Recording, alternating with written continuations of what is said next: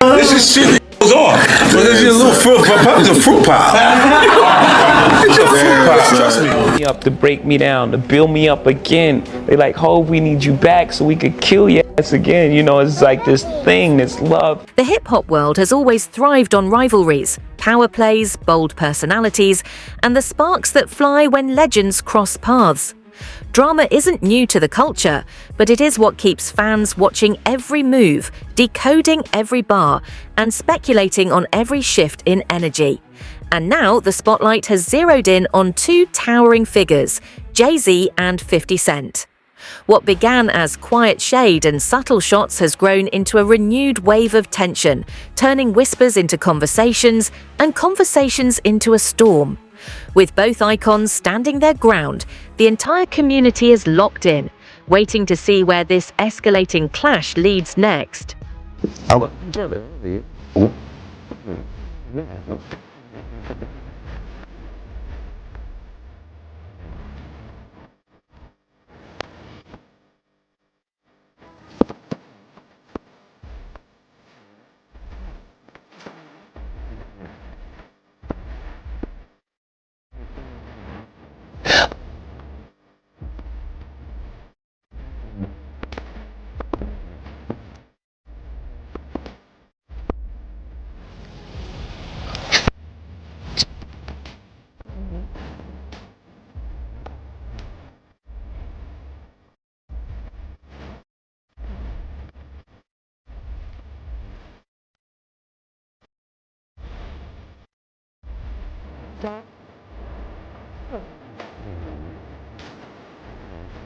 The tension reignited when 50 Cent fired a bold shot at Jay-Z during a recent interview, shaking the entire hip-hop landscape.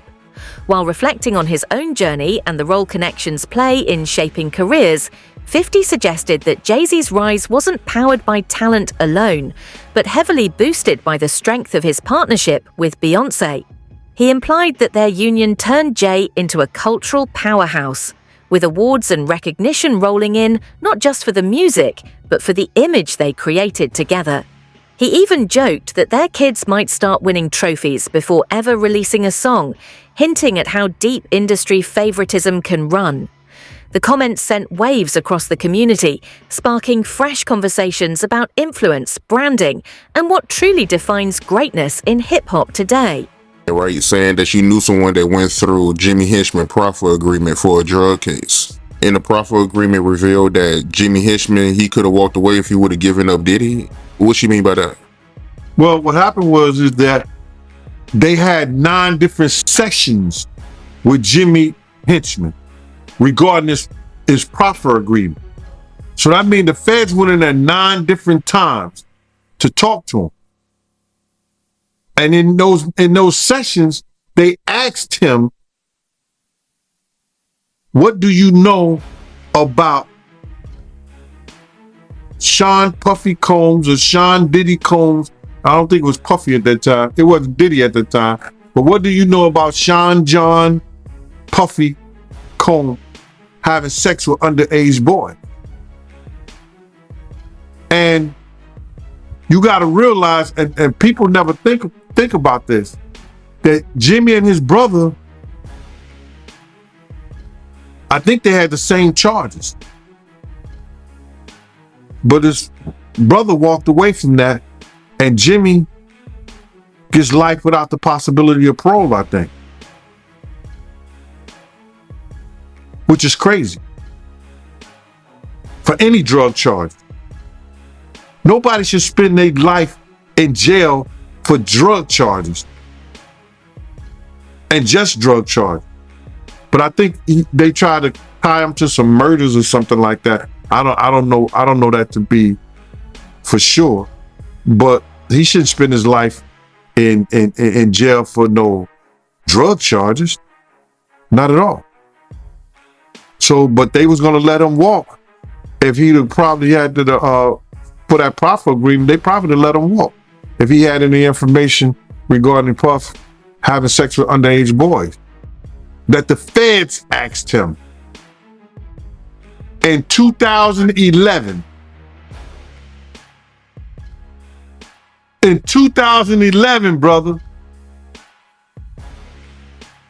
So what did the feds know? Because the feds not coming there unless somebody made a report or somebody made some allegations against Puff in 2011 to ask a friend of his, Jimmy Henchman, what do you know about that? But for them to ask him about that, it had to be more than a rumor. Somebody made a complaint somewhere. And the feds got hold to that complaint. Now they're going to investigate that complaint when they get people under the barrel, like they had Jimmy Henchman. That's why they asked him. If he did know information, right, why you think he didn't tell?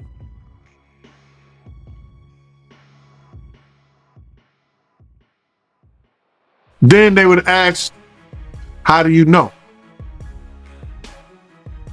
And then it comes into play, whereas that if you know of anybody that's in endangering the welfare of a child, and you see that, and you don't report it, you're just as guilty as the person who does it.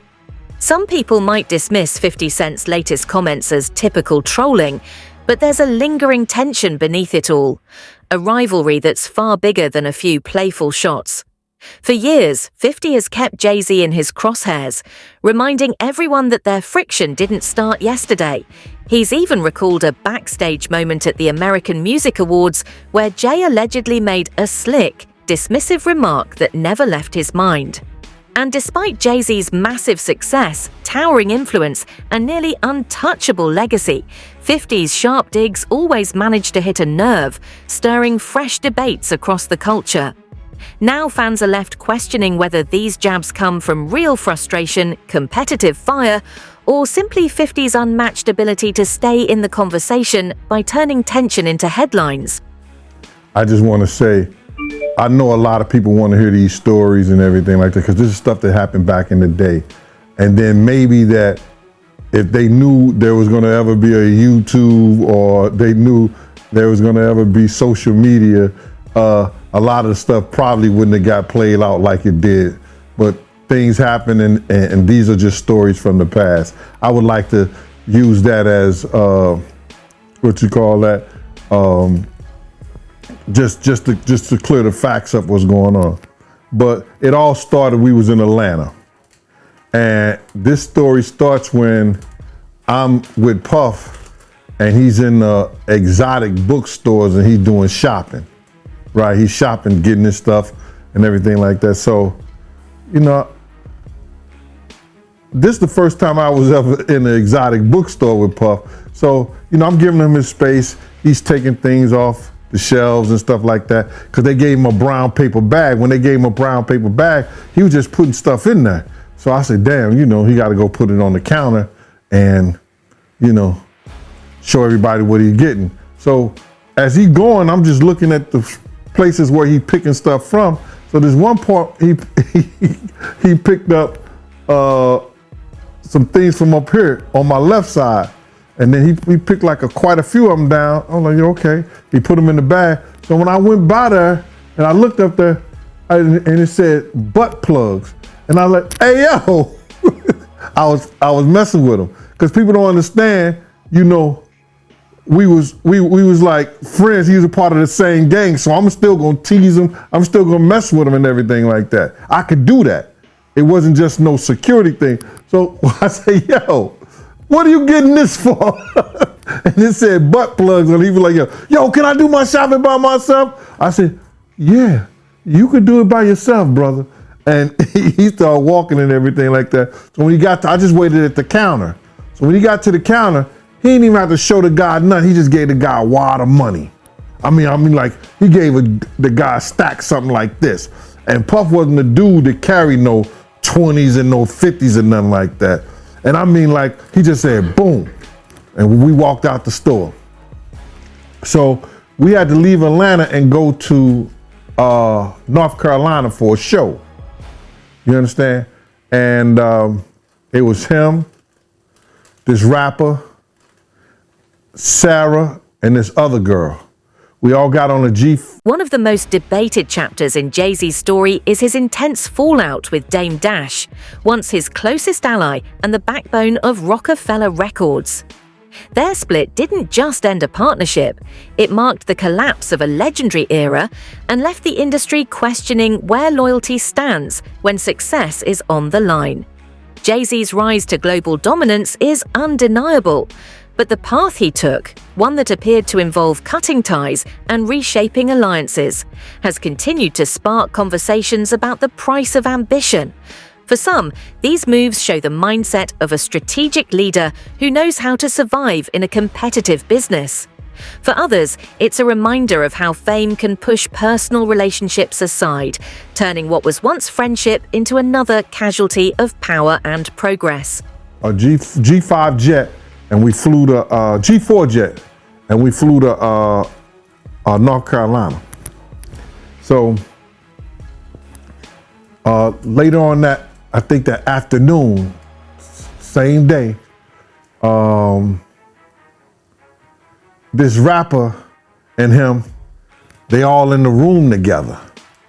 You know, it's Sarah, the girl, Puff, and this dude, this rapper. So I'm hearing at the door and stuff like that, like, yeah. So then next thing you know, somebody rang the doorbell. We had the presidential suite where we was at. So I opened the door and the dude said, yo, I'm here for my cousin. I said, who your cousin? And he said, Ja Rule. I said, well, he busy right now. He said, he busy doing what? I said, he with Puff, they're in the room, they busy, they don't want to be bothered. He said, well, I'm going in there. I said, bruh, you ain't going in there because he told me they don't want nobody to be bothering them. And he was like, yo, I don't care, man, I'm going in there. That bull like that. I said, yo, bruh, Jesus Christ had to come down here and take the air out of my body before you get in that room right there. Watch. He tried to bum rush me. I grabbed his and threw him against the piano. When I threw him into the piano, Puff and Ja Rule runs out the room. Puff got his towel, Ja grabbing his towel, but they butt the naked. And so then Ja was like, yo, what's going on? Yo, Gene, that's my cousin. He know me well, you know, and Puff was like, yo, Gene, what happened? I said, he tried to get in the room. I told him he couldn't get in the room. And he was like, he just looked, Puff looked at Ja. He said, yo, Ja said, you ain't want to go in that room because there's a lot of freaking going on. So I was like, oh, he said it was a lot of freaking going on. So that was basically that story, man. You know what I'm saying? They went back in the room. Dude felt a certain kind of way, and he left out. So I seen them at the concert the next day, and they tried to, you know, form up against me. But my man Frank was like, I told my man Frank, I was like, yo, Frank, put yourself in that position. Somebody trying to get in the room, and Ja told you don't let nobody get in the room. What would you do? Now, y'all can do whatever y'all want to do, man, but you know I ain't taking no losses. He said, yo, you good, and that was it.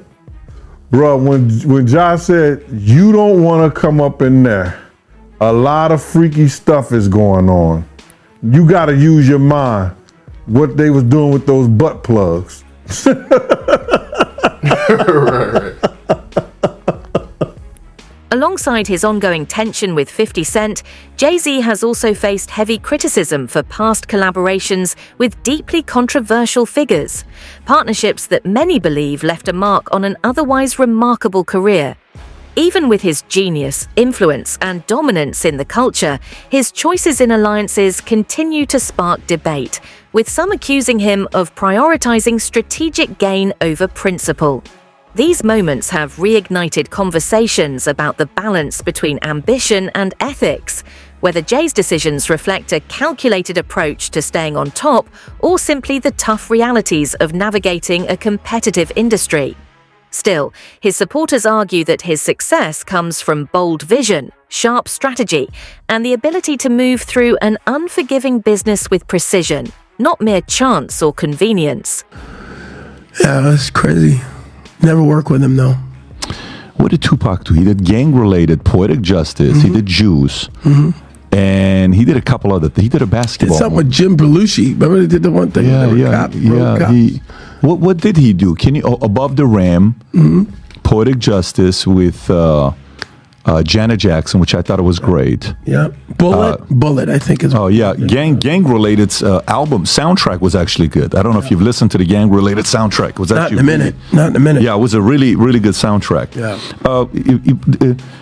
Cuba, with all this stuff that's coming up with Diddy and you're on one end, 50 Cent is calling out Diddy and here's what he's doing and all this stuff, and they got the back and forth. Yeah. I got Suge on here. Look at this example. Look what happened. Yeah. And I got Suge on. Yeah, exactly. No question about it. What do you think is going on with all the stuff with Diddy, with Little Rod, with, all the stories that everybody's hearing about? You mean in terms of what? I mean, being raiding his house being raided. I mean, that's crazy. That's the craziest thing I'd ever. And then, hey, how about me? I wake up in the morning, I turn on the station showing actor Cuba Gooding Jr. I was like, excuse me, pull me into this. I think whatever he's dealing with, he's on his journey, man. I think that God has got him on a path where I can't imagine that he's stupid enough to do whatever he's doing and keep it on his premises. I think that the raid and all of that stuff, only time will tell who was involved, who had been a frequent guest in these places and areas. It's funny because my lawyers said, every outlet in the world wants to talk to you. And again, I'm like, I'm not defining myself from some headline in the press. So I stayed quiet. And it's so funny. So I'll tell you a little story about who my girlfriend is. She gave Robert De Niro 3 grandkids. Her name is Claudine De Niro. She married his son, Raphael. They separated, and we've been together for a while. But she, at one point, ran Naomi Campbell's publicity. She, at one point, ran P. Diddy's publicity, right when he started doing the white party thing. Mm-hmm. He had just gotten freed from indictment, found not guilty. Did he? And he said to her, I'm going to die running with these niggas, man. I need you to help me with the white folks and the switch. And so she helped cultivate his new image. So they had a friendship for years. But I had never met him till probably 2019-20, just casually, Claudine and I. He invited us to his house. The pandemic was starting to ease. Mm-hmm. As the tension between Jay-Z and 50 Cent keeps building, fans are watching closely, unsure of where this clash between two rap giants will lead. Every new remark, subtle jab, or resurfaced memory only adds more fuel to a rivalry powered by both personal history and competitive fire, one that clearly isn't fading anytime soon. Picture that says that I had my shoulder on him and all this stuff, making it look sordid. Well, that picture, everyone in the room, there's probably 300 of us on the deck of P. Diddy's, I'm going to show you, on P. Diddy's boat, New Year's Eve. I went from one ship, Happy New Year. So I hung out with Tyson, and next ship, there's Drake. This ship had P. Diddy. He had his guy, his videographer. They're listening to music. And he says, hey, Cube, listen, you want to hear P. Diddy's new song? I said, yeah, sure. Sit down next to him. They didn't use this angle, which to me makes me laugh, because I go, oh, I get it. You made it look the way you wanted it to look. But that, and if you hold it, you know how you hold it and it does the thing where, can you hear all the people? If you tap it or something, it's a live picture. Do you see what I mean? It's like, here we are, just listening to music. Finished, took the thing off, said whatever I said to him, left. That was it. But this guy who's suing him, going after the money, man. I'm sure. And by the way, I don't know P. Diddy's life. I don't know what he's going through. I don't know what the police are going to find on all of that. Were you guys close? Were you guys friends, or? We were acquaintances, just like I just showed you. Yeah. 2-3 times I've seen him. So it's. Oh, so Diddy, you've only seen him 2 or 3 times. That's what I'm saying. That's what I'm saying. So why would they include you all of a sudden in some way? I think because of the darkness of the other grab of the cases that I already had went through. Right. A lot of that stuff is 18, though, 19, right? Those are from 5-6 years ago, the cases. That's right. And that was that at the peak of the Me Too movement, or was that pre-Me Too movement? That's that right. Is Me That's Too right movement, when it kicked off. Yeah, right. That was crazy. Yeah. So it's going to be interesting to see what happens with Diddy. Oh, 100%. Yeah. 100%. But I did not know that you guys only hung out 2 or 3 times. That's it, man. And 50 was with you for your 56th birthday. I think you guys were hanging out together in Miami. Yeah, because we were in St. Bart's on that boat, but then in Miami, which is where I run around now, of course, I ran into 50, and he was promoting his champagne. I've seen Drake 100 times around town. He loves Miami. Yeah. Yeah. 50. I'm big with the rappers, man. How do you feel about 50? How's 50 like? It's so funny. I got a call from 50 who reached out to me and said, "We got to uplift our black entertainers and let's work together." I said, "Great." So we'll see.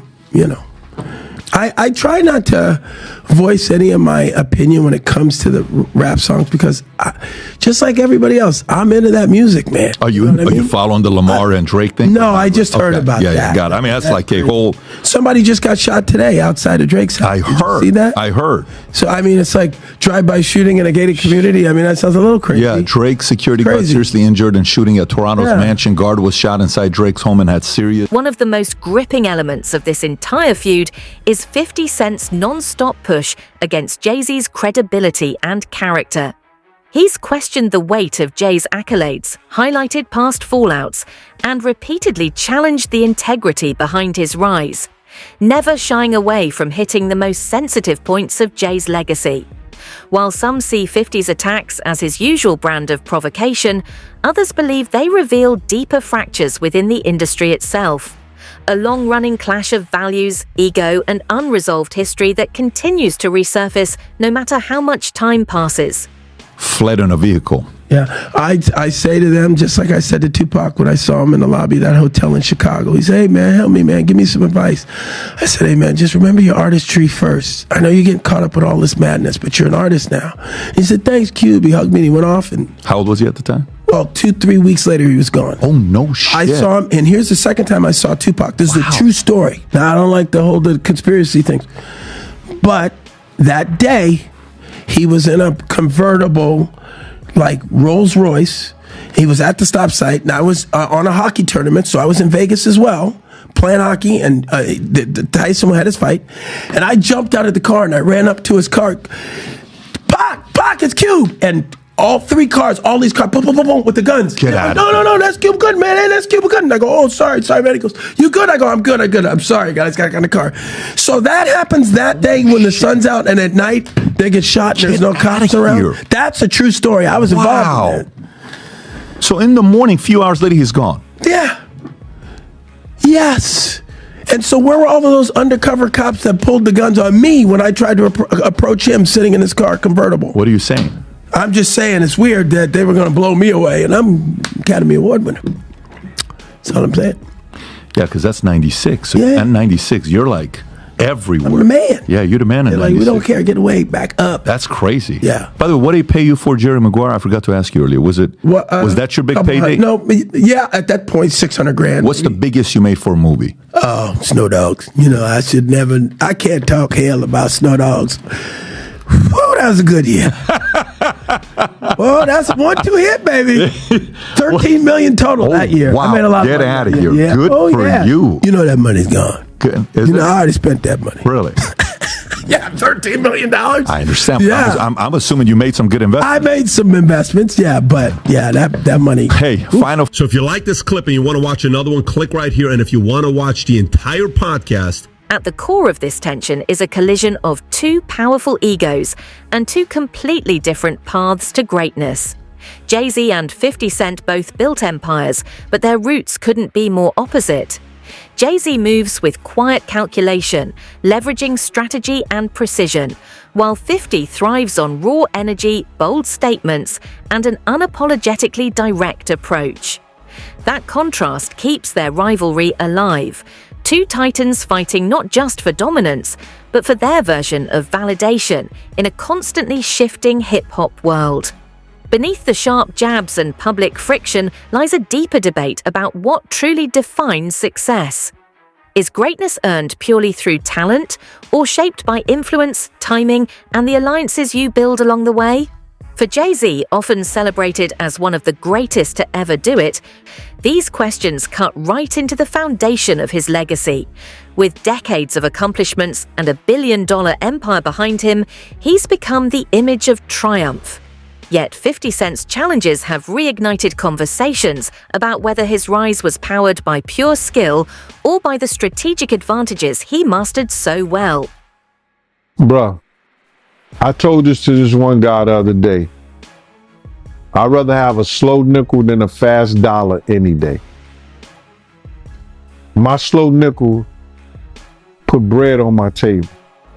My slow nickel pays my mortgage. My slow nickel brings me home to my family. My slow nickel builds a community. We see what the fast dollar does.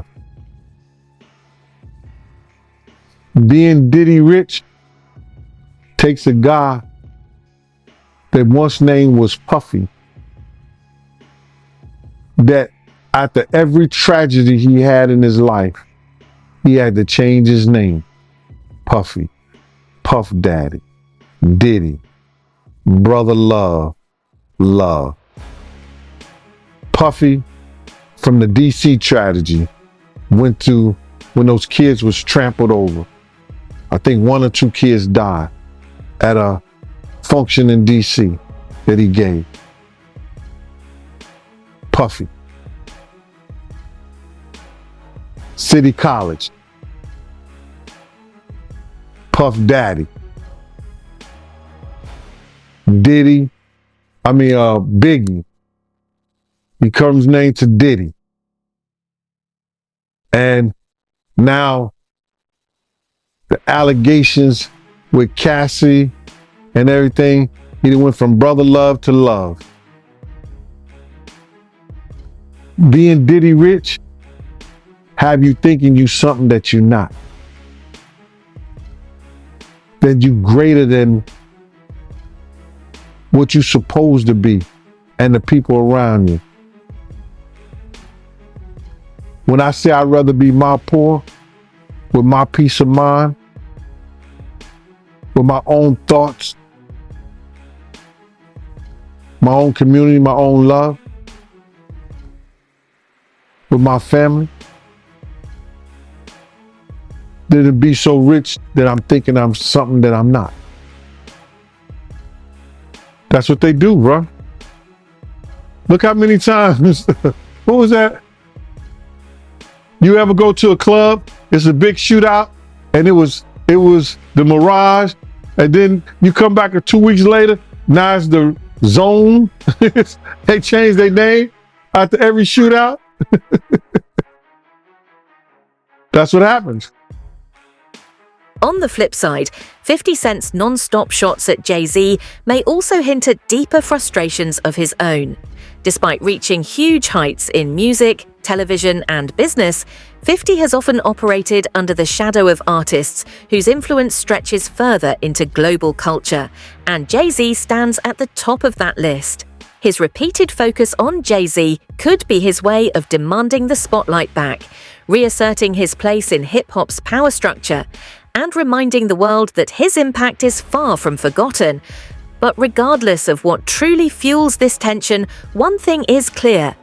The rivalry between these two giants has captured the world's attention, transforming into one of the most gripping, most discussed storylines the rap game has seen in years.